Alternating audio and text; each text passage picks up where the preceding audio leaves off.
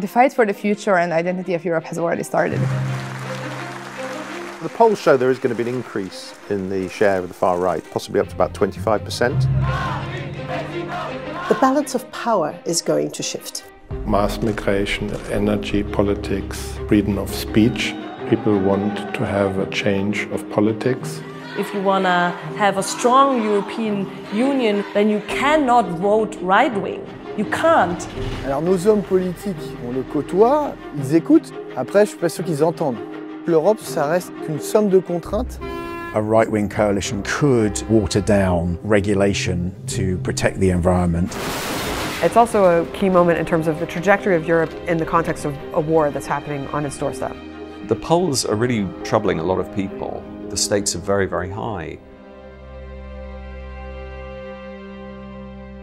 In June, from June the 6th to June the 9th, there will be simultaneous elections in 27 countries to elect members of the European Parliament. The European Parliament matters quite a lot because it has to vote through and negotiates a lot of laws that come through the EU and then have to be implemented in the 27 member states. Defence policy, security, agriculture policy.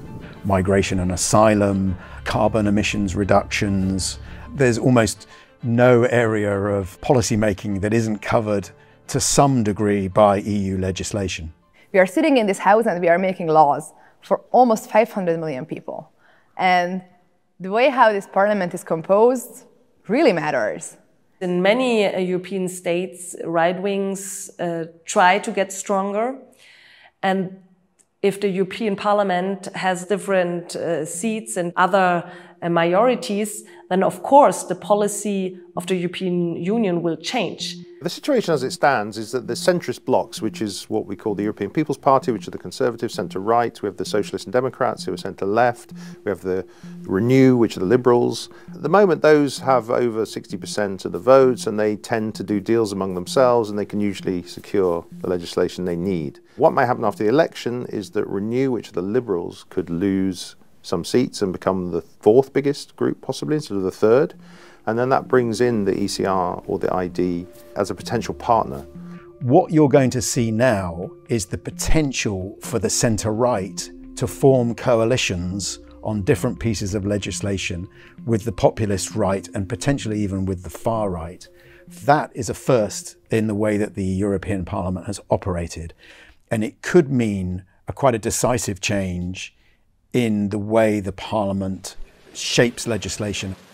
Adopted Amendment 16 in two parts. First part by roll call vote is open. With the shift of the centre of gravity in the Parliament will come the opportunity to create majorities around certain issues, like immigration. Vote is closed. The Migration Pact passed in recent weeks, which was clearly one of the most contentious pieces of legislation to be passed by the Parliament in the last 5 years. The rightward shift in European politics has already affected the way the European Parliament has operated. Public opinion in France and across much of Europe has hardened against immigration in the past decade. You can maybe date that to the 2015 refugee crisis from the Syrian war. The traditional parties are shifting in response to what they can see as the shifting sands politically around them. We have listened, we have acted, and we have delivered on one of the main concerns of people across Europe. Politicians read the polls and they open their mailbags and their emails. They thought, we need to have a policy to address this. We need something in the elections to go to the voters and say, we're dealing with this. They're basically trying to fight the far right by moving onto their territory to some extent, a modest piece of their territory. In terms of EU policy making, this will probably have most impact on immigration. But to understand the far right and the populist right, you really got to understand that there are very many drivers in all of the different countries propelling them forward. Far-right parties across Europe are polling strongly. We still don't really know what that will practically mean in the political direction of the EU and the Parliament, in part because the far-right parties in Europe are not uniform. There's different ones in each country and they don't actually all stand for the same thing. Geert Wilders, the far-right anti-Islam firebrand, did extraordinarily well in national elections in the Netherlands. On the other hand, you could take a country like Spain, where the Vox party, its rise has been inspired much more by the rise of Catalan separatism than by anti-immigrant feeling. One big question is whether the far right can actually unite on an agenda. The biggest increases in these groups' membership will come from the big countries of the EU, France, Germany, Italy, and therefore they will also bring some of the national priorities of those member states with them. The main contrast you can draw is between Giorgia Meloni in Italy and Marine Le Pen in France. They're both far right on paper, but Meloni is obviously now in power at the top of a coalition. She has played the game, to many people's surprise, and the discipline of governing ensures that you have to make rules and follow things and vote for things you might not agree. For Le Pen, that contrast is quite stark, right? She's still outsider and trying to climb that last sort of bit of the stairs. The Rassemblement National, under the Le Pen leadership, has been through this process of trying to normalize themselves. In French, they call it dédiabolisation, which literally means to detoxify the party. Everything they do has to be seen through that lens. They're trying to prove to voters that they can govern and that they're ready. Whereas some populist right-wing groups have actually moderated their positions in recent years, others have actually gone in a more radical direction. The Austrian far right is one. The other really noticeable one is Alternative for Germany. They've gone in a different direction to the RN. And that's why I think Marine Le Pen distanced herself from Alice Weidel and the leader of the AfD and from the party itself. Le Pen's party even said recently it was no longer prepared to sit with the AfD in the European Parliament because it deemed it too radical. Over the years that I've covered them, they've become more right-wing, more tainted by this sort of far-right ideology. And that makes them fascinating as a sort of case study. The AfD's rise last year was very much propelled by public concern over immigration, but that's not by far the only issue. There's clearly more to the AfD's appeal. I think in Germany particularly there's been a big backlash against the green measures. In Germany, 2023 was very, very difficult for Scholz's coalition government. They passed laws which were considered extremely unpopular, like, for example, the very controversial heating law, which was supposed to persuade people to switch from gas and oil-fired boilers to heat pumps. It led to millions of German households thinking that they were going to have to fork out tens of thousands of euros to replace their gas or oil-fired boiler in short order. I'm really not a fan of AfD or things like that, but the energy building law, I call it like this, it really has been our own goal. My name is Leon Hinniger. I'm a professional show jumper and this is my lifetime project. We're here making everything new and new riding areas and building a new stable and things like that.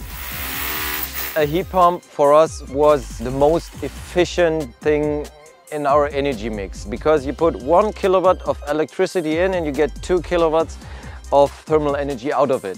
So this is absolutely amazing, but it's not something for all houses. This view has become quite common, and this is a reason why more and more people are voting for AfD. If you look at this technology, how expensive it is. So a heat pump could cost a German household up to 30,000 euros if you consider that you might also have to do renovations or changes to the way your heating system works to actually make it effective. Not everyone can install it in their house. Maybe the owners are even too old. No bank will give them a credit and things like that. With this politics, there will build so many fears inside of the people. That idea is getting traction. Everything related to sort of re-engineering industry to bring down emissions or renovating homes, that all of that is just too much, too fast, and that it's unrealistic. On the other hand, there were a lot of players in the field who really liked putting fear, wrong informations, chaos out there. That is an issue that the right's been able to seize on. You know, they want to take your car away from you. They want you to take your boiler out of your house. So it feeds into this narrative of people feeling inflation's high, the pockets are pinched, you know, and they want some relief, and instead they're being told what to do.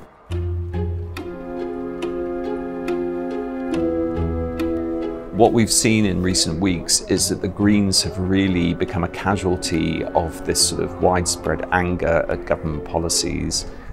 There have been extraordinary scenes where there's been so much disruption by protesters that Green politicians have had to cut short their public appearances and almost take shelter from, you know, the angry crowds. I'm in politics now for over 10 years and I did a lot of campaigns. If you are waking up and the first thing you read online is how silly you are or how you should be raped, I mean, that's not fun. And then if the threats in real life are getting closer to you, that's also something which is, which is hard. Mit dieser Sanktionspolitik, wir müssen nicht den Gaspreis bremsen, wir müssen die Grünen bremsen in diesem Land. The AfD has become the main beneficiary of popular dissatisfaction. We never had as much success as right now, which is linked to the state of the country. This country is heading against the wall, and the AfD is the only party who is not responsible because we have never been in governmental power. The AfD is still polling at around 18%, which is pretty extraordinary given that large chunks of the party are actually under investigation by the German security services. The Verfassungsschutz, the German domestic intelligence agency, has been designating certain regional associations of the AfD as absolutely confirmed extreme right-wing organizations. And that makes them so unusual in Germany. They are an anti-party, they're an anti-establishment party. This has become a Europe-wide phenomenon, tapping into dissatisfaction with the way that established politics and established parties work. I very often feel that the political class has lost so much of the trust of the people. And if we just let all these areas of anxieties and emotions to be exploited by the far right, then we are doing a huge mistake. A lot of these far right parties are tapping into an anti-elite narrative. There are, voters who will think that the government is incompetent and are not doing its job properly, and there are others who just think the government and the people in it are not like them. They're an elite that protects themselves, feathers their own nests, and therefore they're sort of ripe to move over towards the far right.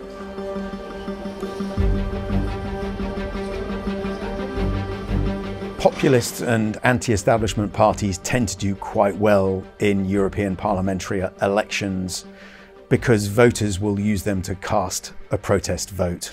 France is the obvious example of that, where Marine Le Pen's Rassemblement National is the biggest opposition party in parliament. Going into the European elections, they have a really big polling lead, so they're polling first in terms of polling intentions. We're still a bit far out, but they're polling at around 30% of the electorate. And is setting itself up as an alternative to the sort of centrist brand of politics espoused by Emmanuel Macron. I do think that the RN vote, for some people, is a protest vote.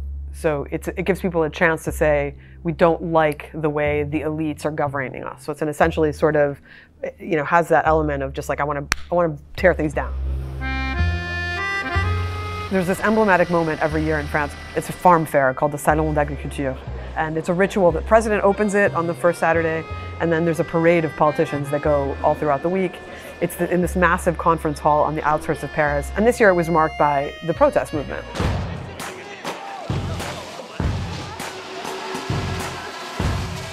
Farmers' protests have been on the rise. I think they quadrupled last year compared to the year before. We've seen farmers' protests in Brussels, in Berlin, in Athens, in Rome, and of course in Paris. And this year's Salon d'Agriculture was a particularly rough occasion for France's President Emmanuel Macron. It was turned into a mess. The police had to put like massive protection around him because some factions of the farmers were angry and trying to come in, and he ended up staying the whole day instead of fleeing back to Élysée. But the images that were on TV were almost catastrophic. I mean, there were images of him surrounded by like dozens of police to protect him while he's like walking around this farm fair. And the RN has quite ably used this moment as a way to put pressure on Macron and also just cast themselves as, again, the ally of the working man. The Rassemblement National has historically defended rural life. We are traditionally a party that has been denouncing the fact that so much money was invested in the big cities to the detriment of investing in the rural areas. Farmers aren't traditionally a far-right electorate in France, but the party clearly thinks that many of their complaints are similar. Anti-globalization, anti-free trade, anti-environmental legislation, and the weight of kind of Brussels bureaucracy as they see it, or EU rules and regulations. I think the farmers' protests have offered the Rassemblement National a great opportunity to, pose with tractors and bash Brussels. The RN has ably surfed on this issue. They have a favorite term that they use a lot, which is punitive ecology, that the EU is a regulatory beast run wild. I mean, I'm speaking for them, I'm not saying that I actually agree with this, but that the way that they do agricultural policy is too punitive for the farmers, and that the farmers basically need to be liberated from all these environmental rules and free trade rules. Aujourd'hui, je suis installé depuis 2012 sur la ferme familiale qui est dans la famille depuis 6 générations. Voilà, je cultive des betteraves, du blé, du lin à fibre, du colza, du maïs, voilà, j'ai plein de cultures. Et donc j'ai plein de problèmes aussi avec ces cultures-là. On a des interdictions qui sont franco-françaises et qui nous interdisent de protéger nos betteraves contre le virus de la jaunisse. Cette interdiction-là peut nous faire perdre 40% de notre revenu. Enfin, pas de notre revenu, 40% de notre chiffre d'affaires. Donc l'intégralité de notre revenu et encore un peu plus. That made many farmers stop being able to produce sugar beets, all while importing sugar from countries where these products are allowed. Donc c'est un peu là où on demande de la cohérence, à la fois à nos politiques français et aux politiques européens. On doit être cohérent, c'est-à-dire que si on interdit quelque chose sur notre marché, eh ben, ce qui rentre doit avoir les mêmes contraintes. Sinon, ça nous emmène directement à la fin des systèmes agricoles dans nos régions. When farmers say that they want to make a living of their jobs, that they know how to do, and that they don't need any interference from any bureaucrats sitting in fancy offices in Brussels, people understand this. They have interference in their daily lives all the time without asking for it. On a vu les prises de position du Rassemblement national, tantôt en soutien de l'agriculture, tantôt un peu moins. Après, tout le monde joue son jeu, développe sa page politique. Au final, on sent qu'il y a un refus global de cette Europe par nos agriculteurs et par les agriculteurs européens. Je pense que c'est aussi le cas d'une partie des opinions publiques. Et on le voit, on a plus de 80% des gens qui sont d'accord avec nos... Their difficulties in actually making money and keeping afloat, to some people, epitomize a kind of a bureaucracy that doesn't work.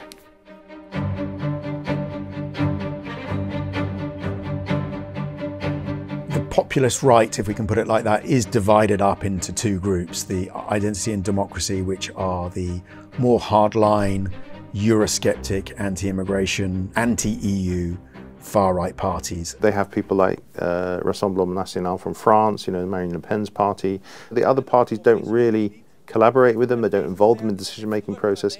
They tend to be disruptors from the outside. The European Conservatives and Reformists, that's run by Giorgia Meloni of Italy, are more inside the tent. They chair committees, they produce reports, they vote on laws. If we were talking about one far-right group, and if you joined the Identity and Democracy and European Conservatives and Reformists, they would be almost the biggest party. That would be a completely different situation.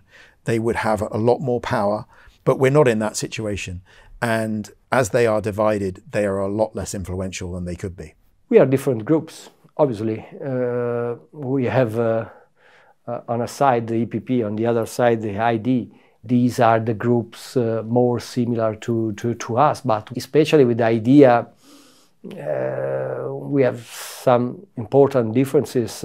There are all sorts of disagreements and disputes between Meloni and Le Pen and between different parties within their factions. They obviously are nationalists, so it makes it hard to cooperate on transnational issues.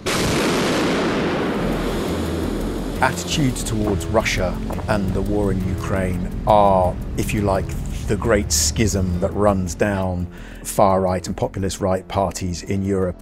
The European Council reconfirmed Europe's unwavering commitment to stand with Ukraine. We will support them with the necessary funding and provide them with the much-needed predictability they deserve. On the key issue of Russia and Ukraine and how does Europe deal with this existential challenge on its doorstep, Meloni is on the von der Leyen-Macron line, which is like, support Ukraine, arm Ukraine, Russia must be defeated. If they fall, we risk a domino effect so that all the Europe could be on fire.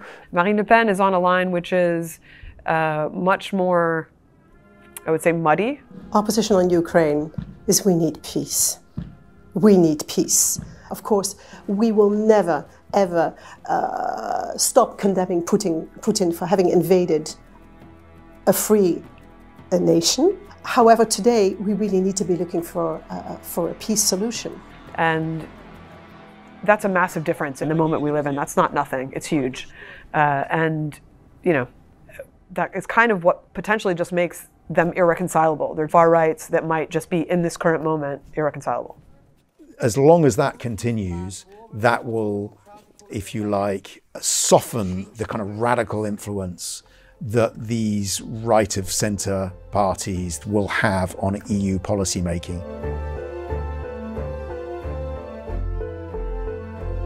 A parliament that is dominated by the far right would be a very different parliament. And I honestly feel that the deep existential challenges of our times are ones that have to be fought in this parliament as well. If you want to have a strong European Union who has the values of human rights, women's rights, climate and environmental protection, you cannot vote right-wing. You can't. We want Europe. We want a different kind of Europe, not a bureaucratic, technocratic, imperialistic structure that they've created here in Brussels. It's going to be a little bit of a free-for-all. You might have far-right sympathizing parties coming out ahead, but fundamentally, if they don't reconfigure in a way where they can all weigh together on the line of the parliament, it might end up not changing very much. I think we can see some signs of how European policy is going to change over the next 5 years already, which is this less ambition on the climate, a harder edge towards the rest of the world. You were likely to see tougher policies. Vote is closed. But it's a sort of rightwards evolution and a slightly more nationalistic evolution. It's not a revolution that will upend the way the EU works.